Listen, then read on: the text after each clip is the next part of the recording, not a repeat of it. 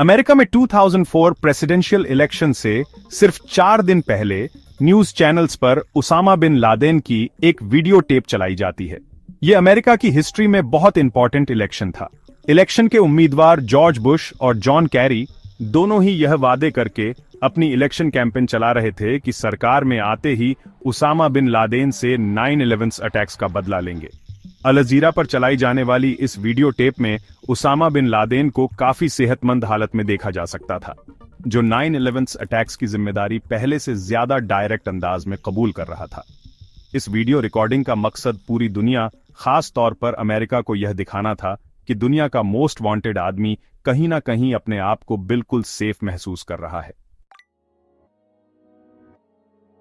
ठीक उसी वक्त जब उसामा बिन लादेन की वीडियो टेप ने अमेरिका में तहलका मचा रखा था, वर्जीनिया में मौजूद CIA हेडक्वार्टर्स में बिन लादेन को ढूंढने के लिए जो स्पेशल टास्क फोर्स बनाई गई थी, उनकी तकरीबन हर लीड ठंडी पड़ चुकी थी।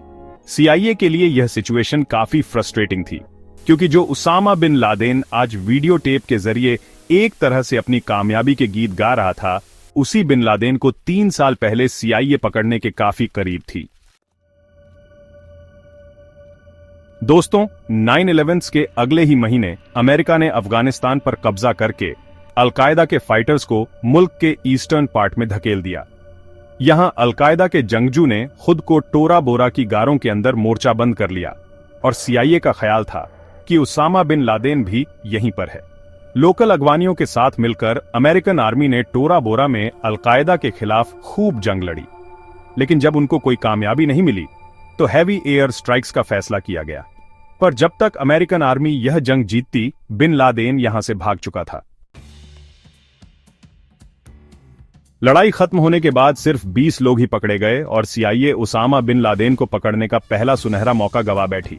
पर CIA को यह मालूम नहीं था कि यहां से पकड़े जाने वाले 20 में से एक आदमी ऐसा है जो बिन लादेन को ढूंढने के लिए उनका रास्ता खोल देगा। यह मोहम्मद अल कहतानी था, जो पकड़े जाने से पहले CIA के लिए बिल्कुल नया नाम था। इसने खुद ही अलकायदा से कनेक्शन की तस्दीक की और कहा कि वह अफगानिस्तान में फाल्कन के शिकार के लिए आया है, लेकिन CIA ने जब उसकी फिंगरप्रिंट रिकॉर्ड की तो वह उनके सिस्टम में मैच कर गई। 9/11 आने से सिर्फ चंद हफ्ते पहले एक शख्स ने लैंड इंटरनेशनल एयरपोर्ट पर यूनाइटेड स्टेट्स में एंटर होने की कोशिश की थी। उसके पास $800 कैश और 1 वे टिकट था। कस्टम्स एजेंट ने उस शख्स को शक की बिना पर USA में एंटर होने की परमिशन नहीं दी और उसको वहीं से वापस भेज दिया गया। यह शख्स कोई और नहीं बल्कि टोरा बोरा की गारों से पकड़ा जाने वाला अल कहतानी था, जिसकी फिंगरप्रिंट CIA के सिस्टम में पहले से रिकॉर्डेड थी। मोहम्मद अल कहतानी का अलकायदा के साथ कनेक्शन जोड़ने के लिए CIA के पास एक और वजह भी थी। ठीक उसी दिन और उसी वक्त जब इसने USA में एंटर होने की कोशिश की थी, ओनरला एयरपोर्ट के फोन बूथ से UAE में मौजूद अलकायदा के टेलीफोन नंबर पर एक कॉल की गई थी। क्योंकि अल कहतानी उस वक्त एयरपोर्ट पर ही था, इसी वजह से CIA को शक है कि यह फोन कॉल किसी ऐसे शख्स ने की थी जो उस वक्त अल कहतानी को रिसीव करने आया था, या यानी कि उसका साथी। फोन कॉल के अलावा FBI को उसी दिन ओनरला एयरपोर्ट की पार्किंग में एक लावारिस गाड़ी भी खड़ी हुई मिली। यह गाड़ी मोहम्मद अता ने रेंट पर ली थी। वही मोहम्मद अता जिसने 9/11 अटैक में अमेरिकन एयरलाइंस फ्लाइट 11 को वर्ल्ड ट्रेड सेंटर के नॉर्दर्न टावर से टकराया था। इन सारे वाकयात का मोहम्मद अल कहतानी के साथ कोई ना कोई कनेक्शन तो जरूर था। इन्वेस्टिगेशन टीम ने यह नतीजा निकाला कि अल कहतानी को भी 9/11 अटैक्स में हिस्सा लेकर यूनाइटेड एयरलाइंस फ्लाइट 93 को हाईजैक करना था। वो फ्लाइट जो 9/11 में अपना मकसद पूरा नहीं कर पाई और पेंसिल्वेनिया में उस वक्त क्रैश कर गई जब पैसेंजर्स जहाज पर दोबारा कंट्रोल पाने की कोशिश कर रहे थे। इस सारी जांच पड़ताल और कड़ियों से कड़ियां मिलाने के बाद मोहम्मद अल कहतानी से एक बार फिर से इंटेरोगेशन की गई और अब की बार उसने अपना अलकायदा के साथ कनेक्शन जाहिर कर ही दिया। 3 महीनों के बाद मार्च 2002 में अब्बू जुबैदा नामी अलकायदा का एक और मेंबर पकड़ा गया, जो ग्रुप को मुख्तलिफ सामान पहुंचाने का काम करता था। उसने CIA को खालिद शेख मोहम्मद को पकड़वाने में मदद की और 1 साल बाद उसको भी पकड़ लिया गया। खालिद शेख मोहम्मद अलकायदा का कमांडर था, जिसने 9/11 अटैक्स प्लान किए थे। मोहम्मद अल कहतानी ने CIA को बताया कि 9/11 अटैक से सिर्फ 2 महीने पहले जुलाई 2001 में खालिद शेख मोहम्मद ने उसको एक ऐसे शख्स से इंट्रोड्यूस करवाया जो उस वक्त सीआईए के लिए एक नया नाम था, अबू अहमद अलकती, जिसने कहतानी को ट्रेनिंग दी थी। ये सारी इंफॉर्मेशन सीआईए को अलकायदा का स्ट्रक्चर समझने में मदद तो कर रही थी, पर सीआईए ने अपनी हर मुमकिन कोशिश कर ली, लेकिन उसामा बिन लाद तक पहुंचना तो दूर की बात, उसके बारे में कोई इंफॉर्मेशन भी नहीं मिल रही थी। उसके फैमिली मेंबर्स पर भी नजर रखी गई, लेकिन किसी का भी बिन लादेन से कांटेक्ट नहीं था। सीआईए को सिर्फ इतना मालूम था कि बिन लाद जहां कहीं भी है वहां से मैसेजेस भेज रहा है। आने वाले सालों में उसामा बिन लाद की ऑडियो टेप्स रिलीज हुई और यह समझा जाने लगा कि वह सिर्फ अलकायदा की लीडरशिप से कांटेक्ट में है। अब सीआईए की हिकमत अमली, उनकी स्ट्रेटजी, अलकायदा के कुरियर नेटवर्क को तलाश करना थी। लोगों का वो नेटवर्क जो उसामा बिन लादेन से पैगामात लेकर उसको अलकायदा के दूसरे लीडर्स तक पहुंचाते थे। जनवरी 2004 में कुर्द सिक्योरिटी फोर्सेस ने हसन गुल नामी शख्स को अरेस्ट किया, जिसके पास से उसामा बिन लादेन का एक लेटर मिला। हसन गुल को सीआईए के हवाले कर दिया गया, जहां उसने इंटेरोगेशन के दौरान बहुत अहम राज से पर्दा उठाया। उसने बताया कि अबू अहमद अल कुवैती बिन लाद का पर्सनल कुरियर है। जी हां, वही अबू अहमद जिसने मोहम्मद अल कहतानी को भी ट्रेनिंग दी थी। अब क्योंकि इन्वेस्टिगेशन का सारा फोकस अबू अहमद की तरफ शिफ्ट हो जाता है, इन्वेस्टिगेशन टीम को अलकायदा के अंदर इसके किरदार के बारे में अलग अलग इंफॉर्मेशन मिलना शुरू हो गई। हसन गुल के मुताबिक अबू अहमद का काफी बड़ा किरदार था, जबकि खालिद शेख मोहम्मद का कहना था कि अबू अहमद का बड़ा किरदार नहीं है, बल्कि वह एक रिटायर्ड मेंबर है। अगले साल 2005 में अबू फराज अल लिब्बी भी पकड़ा गया। यह खालिद शेख मोहम्मद के बाद अलकायदा का कमांडर था। इसने भी अबू अहमद के बड़े किरदार से इनकार कर दिया। सीआईए ने अभी तक जितने भी अलकायदा के मेंबर्स को इंटेरोगेट किया, उन सबका अबू अहमद के बारे में मिक्स्ड ओपिनियन था। सीआईए के पास अबू अहमद अल कुवैती के नाम के अलावा और कोई ठोस इंफॉर्मेशन नहीं थी, और मजे की बात यह कि यह उसका असल नाम भी नहीं था। इसके नाम का मतलब था अहमद का बाप कुवैत से। आपको यहां बताते चलें कि अलकायदा के मेंबर्स ने जितनी भी इंफॉर्मेशन अभी तक उगली थी, वो सिंपली इंटेरोगेशन से नहीं, बल्कि इसके लिए खतरनाक टेक्निक्स इस्तेमाल की गई थी, जिसमें अलग अलग किस्म के टॉर्चर भी शामिल हैं। अगले 2 सालों तक सीआईए ने खूब जोर लगा के देख लिया, लेकिन ना ही अबू अहमद अलकती का पता चला और ना ही उसामा बिन लादेन का, बल्कि अगली इंफॉर्मेशन किसी दूसरे खुफिया इदार से मिली।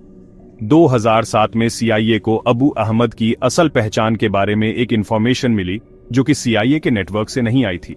इंफॉर्मेशन से पता चला कि अबू अहमद का असल नाम इब्राहिम सईद अहमद है और यह एक पाकिस्तानी है जिसकी फैमिली कुवैत शिफ्ट हो गई थी। पिछले 2 सालों में उनको सिर्फ उसका असल नाम पता चला था, लेकिन इसको पकड़ने में मजीद कुछ साल लगने वाले थे।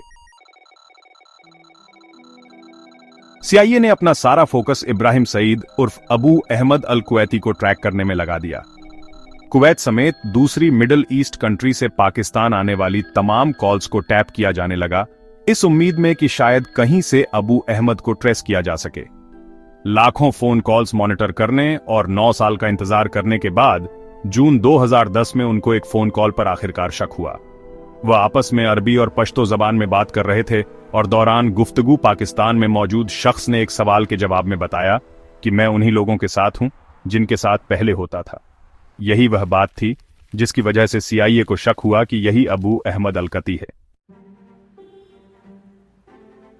इसके अलावा यह पाकिस्तान में बैठा शख्स अपनी लोकेशन को ट्रैकिंग से बचाने के लिए हर मुमकिन कोशिश कर रहा था।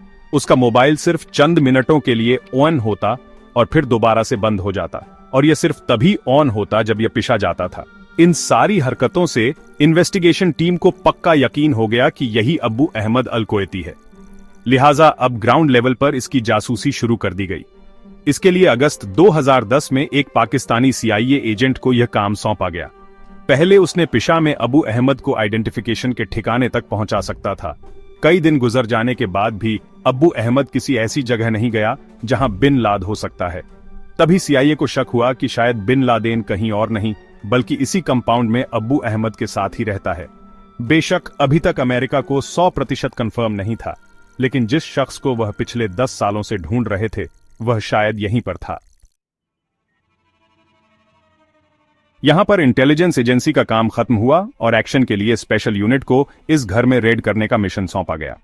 1 मई 2011 को रात 11 बजे 2 ब्लैक हॉक हेलीकॉप्टर्स अफगानिस्तान की जलालाबाद एयरफील्ड से टेक ऑन ऑफ हुए और एबटाबाद में बिन लाद के कंपाउंड की तरफ बढ़ने लगे।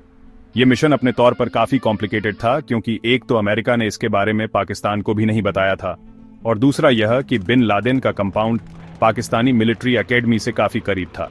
इसी वजह से इस मिशन में जो हेलीकॉप्टर्स इस्तेमाल किए गए उनके अंदर सीक्रेट स्टेल्थ टेक्नोलॉजी लगी थी, यानी वह पाकिस्तानी रडार्स पर शो नहीं होंगे। यह ऑपरेशन 40 मिनटों के लिए प्लान किया गया था, लेकिन नेवी सील्स ने पहले 15 मिनटों में ही उसामा बिन लादेन को बिल्डिंग के 3rd फ्लोर पर ढूंढ कर मार दिया। बाकी वक्त उनको बिन लादेन के गार्ड से लड़ने में लग गए और पूरे 38 मिनटों के बाद वह कंपाउंड से बाहर आ गए। आते वक्त एक हेलीकॉप्टर की इमरजेंसी लैंडिंग हुई थी, जिसकी वजह से वह टेक ऑफ नहीं कर पा रहा था। इसी वजह से पहले उस हेलीकॉप्टर को डिस्ट्रॉय किया गया और ओसामा बिन लादेन की बॉडी समेत सबको एक ही हेलीकॉप्टर में वापस जाना पड़ा। यूएस ऑफिशियल्स के मुताबिक उसामा बिन लादेन की बॉडी को अगले 24 घंटों के अंदर अंदर सऊदी अरब की परमिशन के साथ अरेबियन सी में बहा दिया गया। उम्मीद है जम टीवी की यह वीडियो भी आप लोग भरपूर लाइक और शेयर करेंगे। आप लोगों के प्यार भरे कमेंट्स का भी शुक्रिया। मिलते हैं अगली शानदार वीडियो में।